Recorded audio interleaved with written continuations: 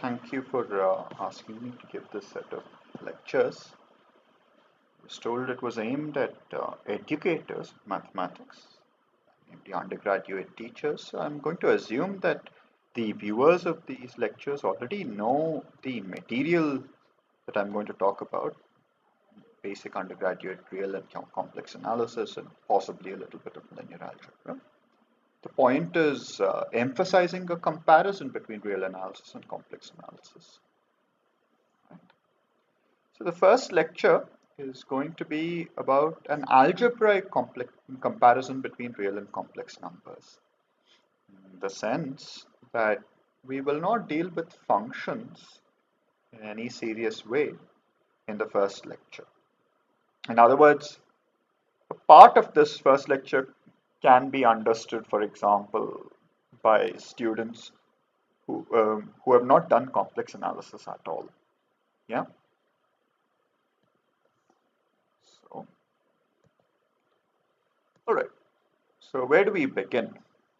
So as Leopold Kronecker said, God gave us the integers and all else is the work of humans. So, well, technically, mathematics begins at natural numbers, then we can construct integers. Unfortunately, integers are not good enough to model the real world. For example, if you want to divide a banana into two pieces, uh, we need uh, we need fractions, right? Sorry. So we invented the rational numbers. Yeah. But even with rationals, we can't solve all problems that occur in real life. For instance, square root of 2 is not rational. And where does it occur in real life? Well, you take a right angle triangle with unit sides. The hypotenuse by Pythagoras' theorem will be square root of 2. Okay, so to remedy this problem, we invented the reals. Now, while I won't go over the precise construction of the real numbers, recall that the philosophy here is that R completes rationals. Real numbers and rational numbers are very similar, except that rationals have lots of gaps, and the irrational numbers fill those gaps. So more precisely, firstly, R and Q are very similar in that you can multiply, add, subtract, and divide by non-zero real numbers, right? This, for example, can be done even with rational numbers, not with integers. You can't divide by arbitrary integers. So R is a field. Now, there is an order on R, namely the notion of less than or less than or equal to, depending on how you want to define things, exists. What does that mean? An ordered set is a set where this notion makes sense that for every two elements, either A is less than B is less than A, or A equals B, right? And if A is less than B and B is less than C, then A is less than C, right? So not only is there a notion of an order on real numbers, it's an ordered field, as in addition and multiplication are compatible with this order, right? So in other words, if A is less than B and then A plus C is less than B plus C, if 0 is less than A and 0 is less than B, then 0 is less than AB, right? So it's an ordered field. But so is Q. There's no difference between R and Q in this sense. The crucial point is every Cauchy sequence converges. In other words, if you take a sequence xn of real numbers, it's a Cauchy sequence if for every epsilon greater than 0, you can make xn and xm as close as you want, namely closer than epsilon, provided n and m are sufficiently large, right? So every Cauchy sequences of reals converges. This axiom can be made in other ways also, in other equivalent ways. For example, because it's an ordered field, you can talk about a set being bounded above. A set is bounded above if every element in the set is less than one fixed real number m. And every set that is bounded above has a least upper bound. Okay, so we all know what a least upper bound is. I want to define it. Right. Okay, so that's great, but we can stop there, right? And why do we need to go any further? So the point here is that sorry. So one still can't solve all polynomial equations. Uh, the problem is, as we know, x square equals minus 1 cannot be solved in real numbers, right? Because x square is always positive for a real number. So we can invent a fictitious number that solves x square equals minus 1, call that I. This was invented long ago. Now we consider the set of all such fictitious numbers. You take a pair of real numbers a and b, and take a plus bi, where the plus is a very formal symbol. It has no meaning. And we call it complex numbers. There's an obvious way to add complex numbers. You add the real and imaginary parts, and there's an obvious way to multiply them as well, right? And it can be easily checked that this forms a field. So far, C seems to satisfy all the properties that R does. It's a field, right? To begin with. So a question could be, well, have we actually constructed just real numbers in disguise? What does that mean? Yeah, technically speaking, it means is there a field isomorphism between these two fields which respect certain other nice properties. Okay. But nonetheless, for students, such a notion would be confusing. So here are a few natural questions that would come to mind. Just like the real numbers are complete, that is, Cauchy sequences converge, are complex numbers complete? What does that even mean? Well, we have the notion of the length of a complex number, right? So we can talk of this. This makes perfect sense because this is simply square root of the real part square plus the imaginary part square. Yeah? So, yeah, is C complete? This is a reasonable question to ask, right? So the answer is of course yes. So in this respect, it's just like real numbers. The next question is it an ordered set? Is there a way of talking about less than or equal to for complex numbers? The answer is yes. Okay.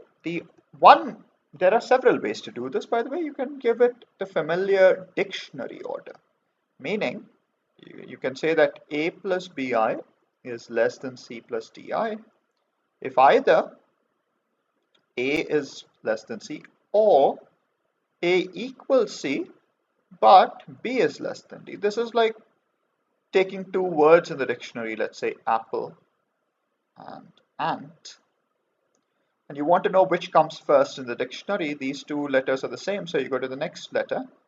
This one comes before P, so this word comes before this word in the dictionary, right?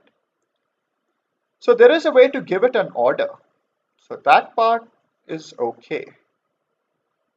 The part that's not okay is whether it's an ordered field, right?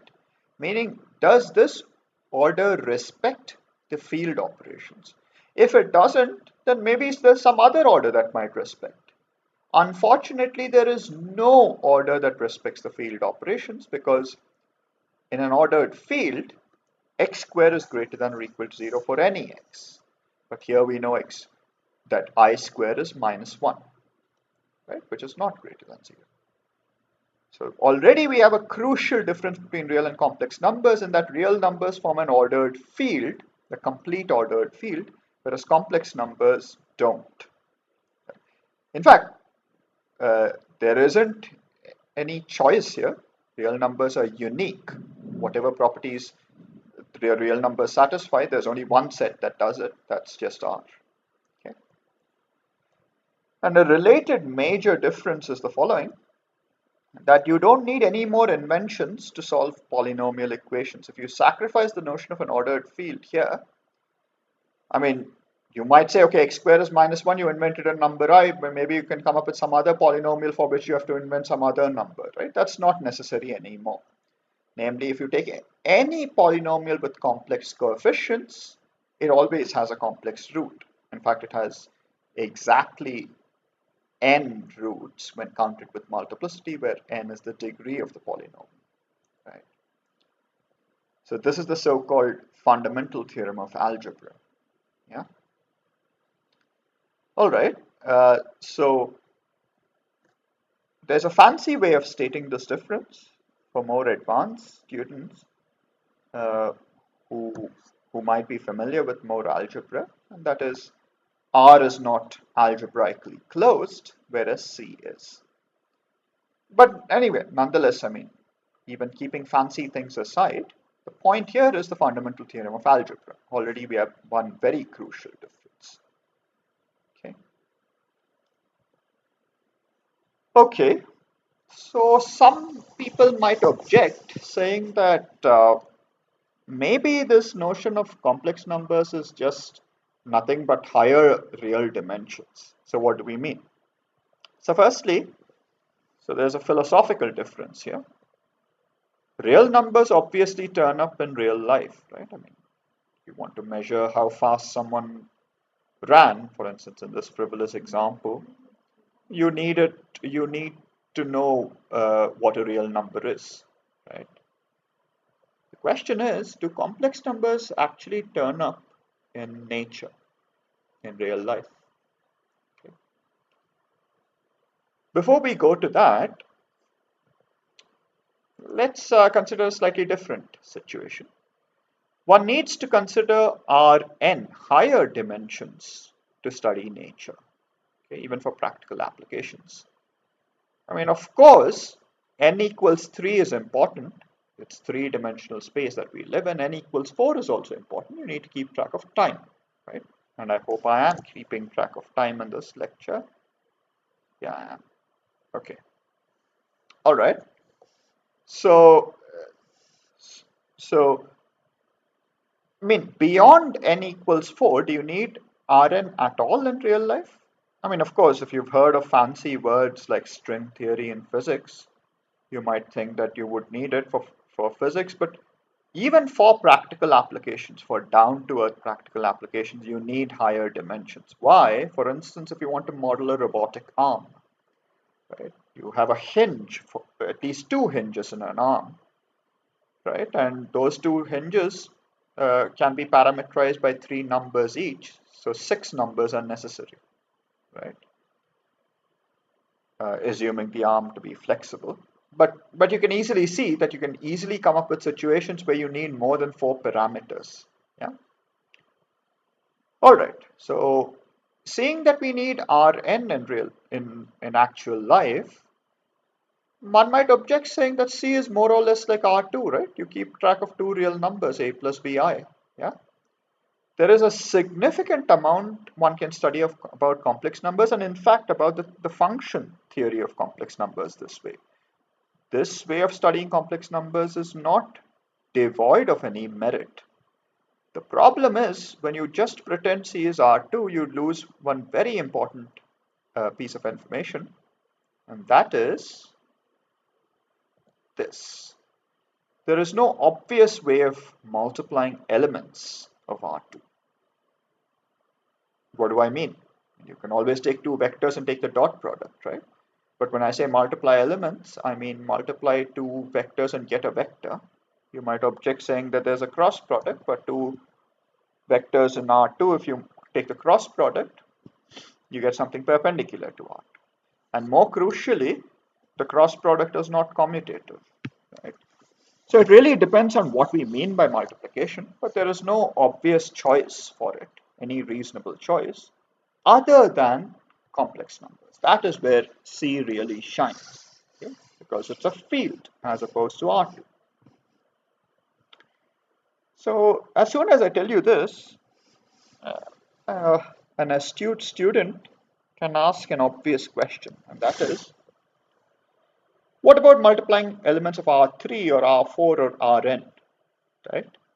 Is there a higher dimensional analog of complex numbers? Yeah. So this question is actually not as frivolous or silly as it sounds. It's an important question, and the answer is not easy. The answer also depends on what we mean by multiplication. What properties do we consider sacrosanct for multiplication? Yeah. So for a reasonable collection of properties, what precise properties am I considering reasonable? You will have to look it up on Wikipedia if you're interested. These Hurwitz algebras. The only such Hurwitz algebras occur in 1, 2, 4, or 8 real dimensions.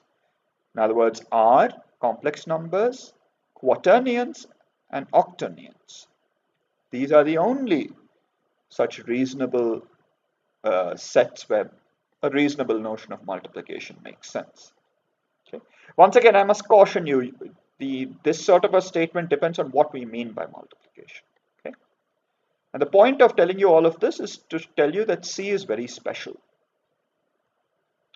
So coming back to our philosophical question,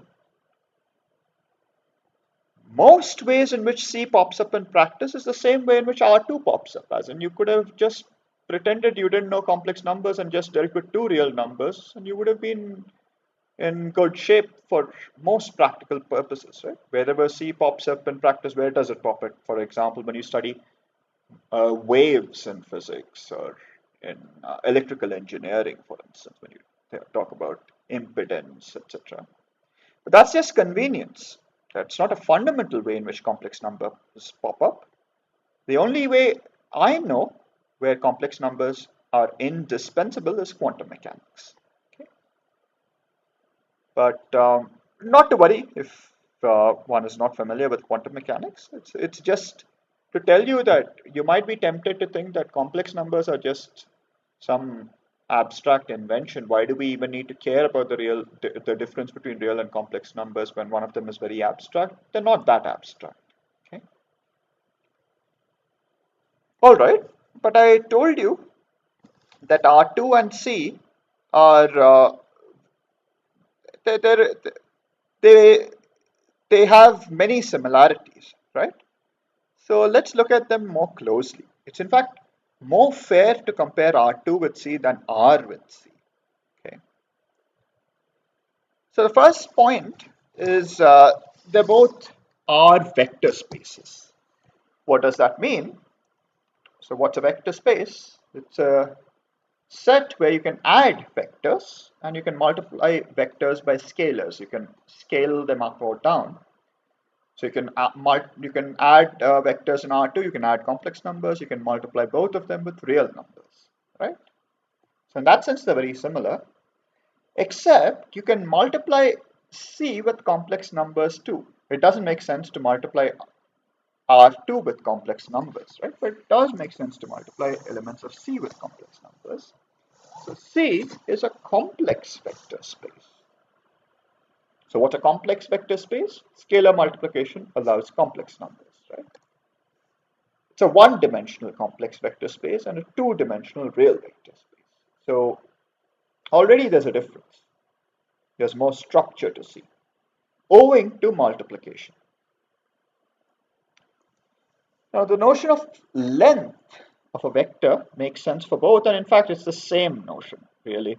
What's this? This is square root of the real part square plus the imaginary part square, where when z is x plus iy.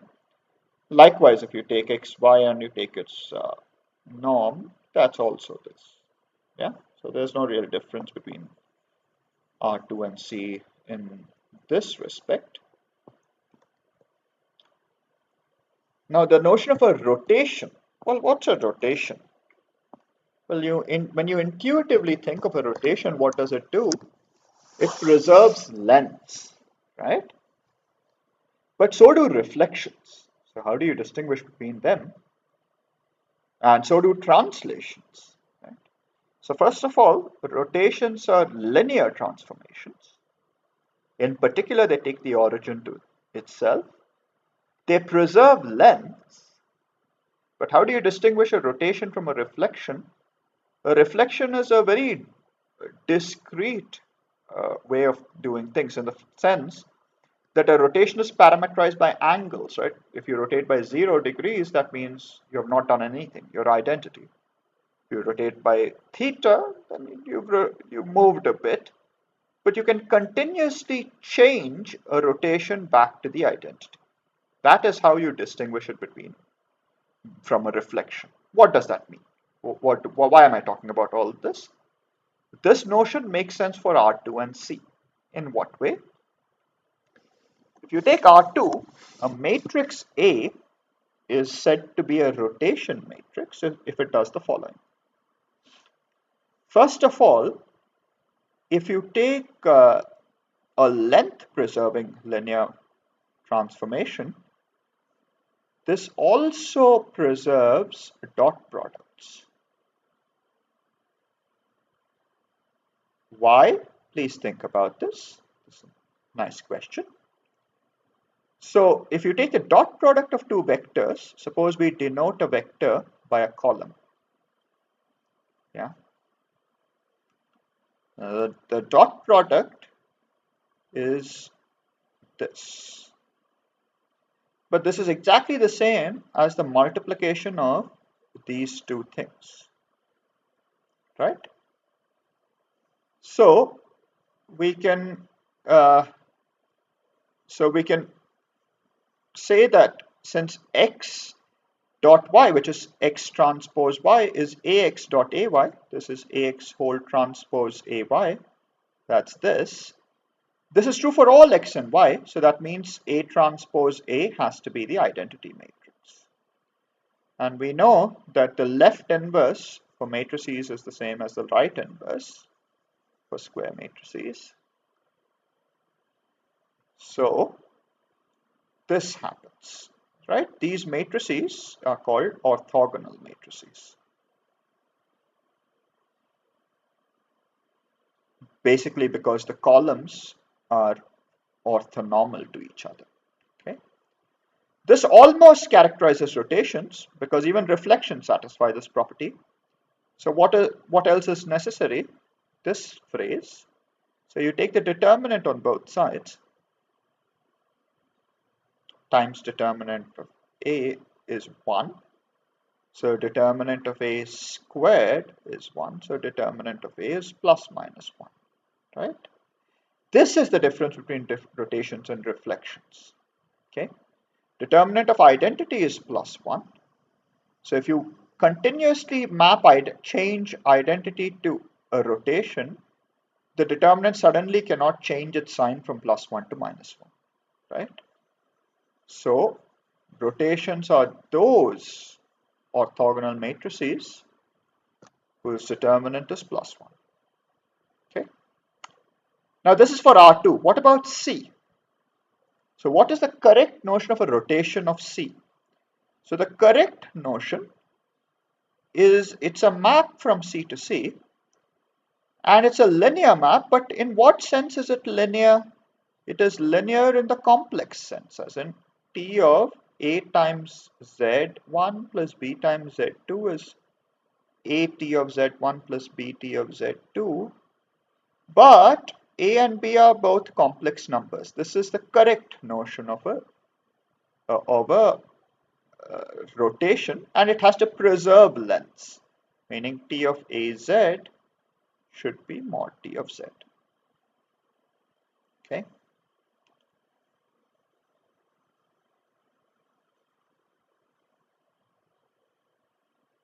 This is not necessary in the complex setting, by the way. Okay. As you will see.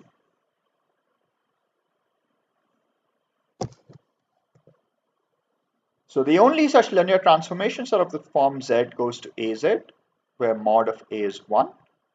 That is, A is e raised to I theta.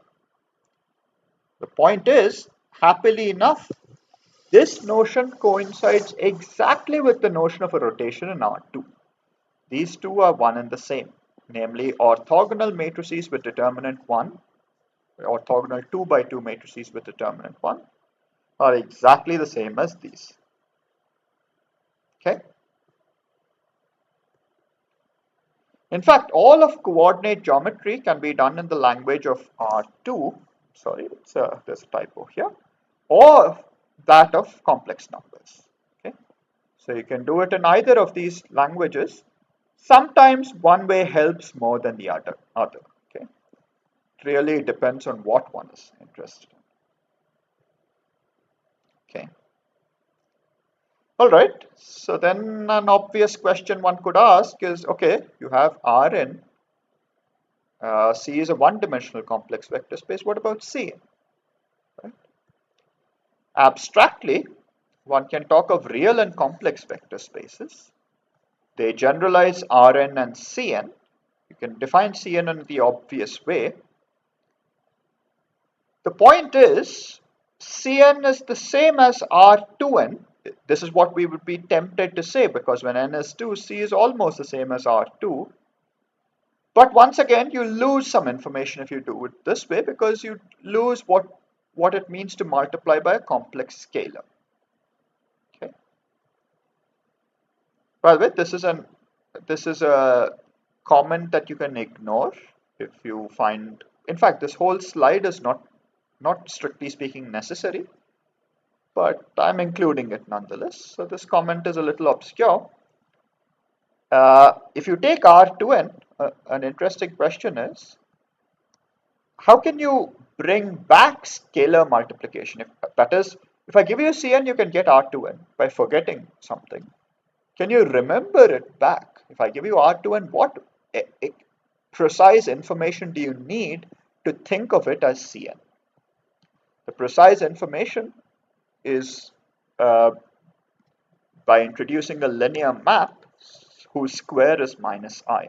This corresponds to multiplication by I. This is given a fancy name. It's called an almost complex structure, if you ever want to look it up on Wikipedia. Yeah. All right. So just like one has a notion of a dot product in real vector spaces, you can have a similar one in complex vector spaces.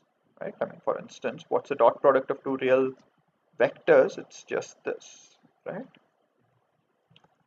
If these are complex, it becomes a tad bit more tricky. You put a bar here. Yeah, so it's slightly different. All right.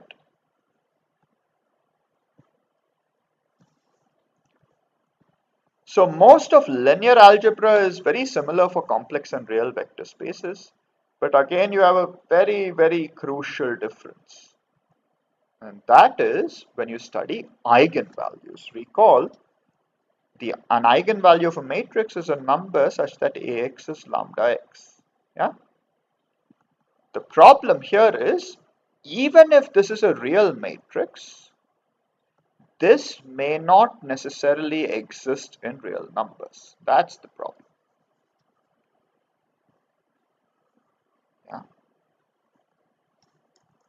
Problem is, a real matrix does not always have a real eigenvalue. This has to do with polynomials and real coefficients not necessarily having real roots. However, uh, if you allow complex numbers, every matrix has a complex eigenvalue, right? So that's one more crucial difference. So these are the algebraic similarities and differences between real and complex numbers. Okay. The next couple of lectures will focus on calculus, right? All right. So that's it for now. Thank you for joining me.